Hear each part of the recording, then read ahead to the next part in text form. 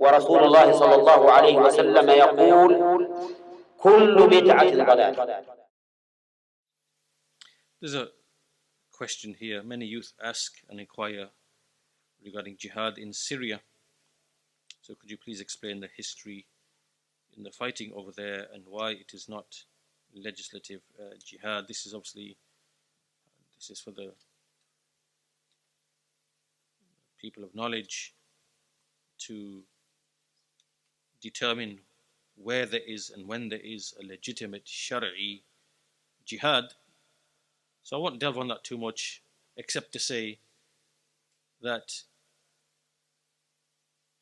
there's a distinction between jihad, which is legislated, and fighting which is legislated, and fighting which is fighting in fitna, where things are murky and things are unclear, right?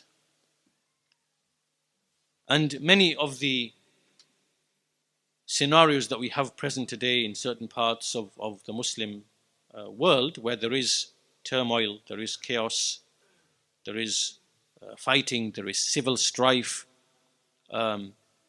it's fighting in murky circumstances where we don't know what's really going on, and which hands are involved, and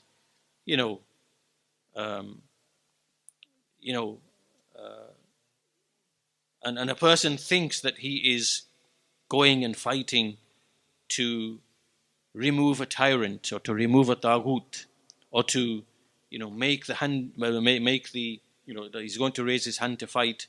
He raises the sword or whatever to fight, and he thinks he's doing it to make the word of Allah uppermost.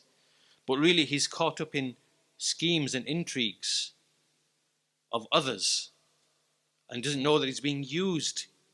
For example, you have many groups who are supported and funded by the people of disbelief to go and fight against Assad, right, in Syria, who is a kafir, a tyrant, no doubt. We know that.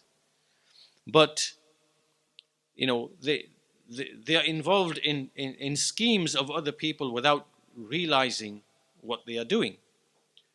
And they don't realize that they are being used to destabilize the region, that will lead to further chaos, that ultimately benefits, who does it benefit? It benefits the Yahud, benefits the Nasara, right, to create this chaos. But you can leave these people to believe that, that you are fighting for the sake of Allah, and you're fighting, so that the word of Allah is uppermost. But that's not how it begins. It begins by, first of all, calling to Tawheed and making acceptance and rejection of Tawheed, right? You're fighting to make the word of Allah uppermost. That's what you're doing, right? And if that from the outset is the actual basis of what you're fighting for, then there's not going to be there's no other issue involved here, But here it's, so my point being, without going on for too long, is that there are so many murky circumstances in many of the unfortunate situations which exist in the Muslim world, whether it is Iraq, for example, a complete chaos and mess, by purpose, by design. The kuffar wanted to get rid of wealthy nations like Iraq, like Libya, because they have oil wealth. So let's just light a fuse and let everything just turn into chaos, right?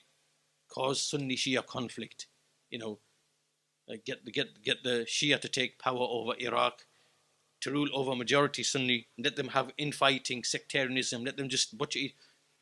Light that fuse and let it go.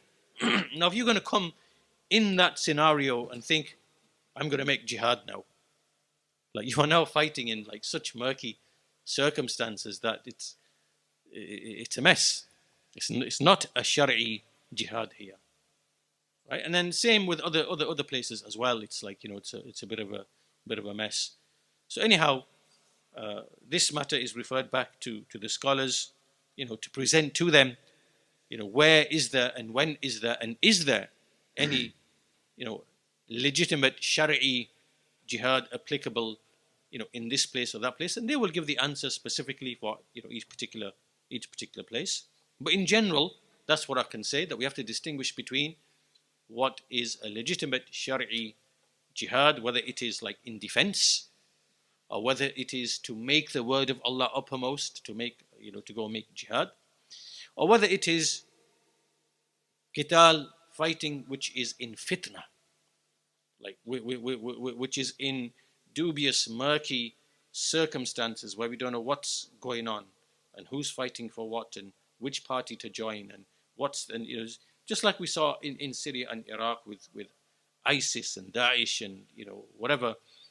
So you have to make a distinction between those two, and then we return back to the scholars who explain these issues and give us guidance in those affairs. Allah knows best.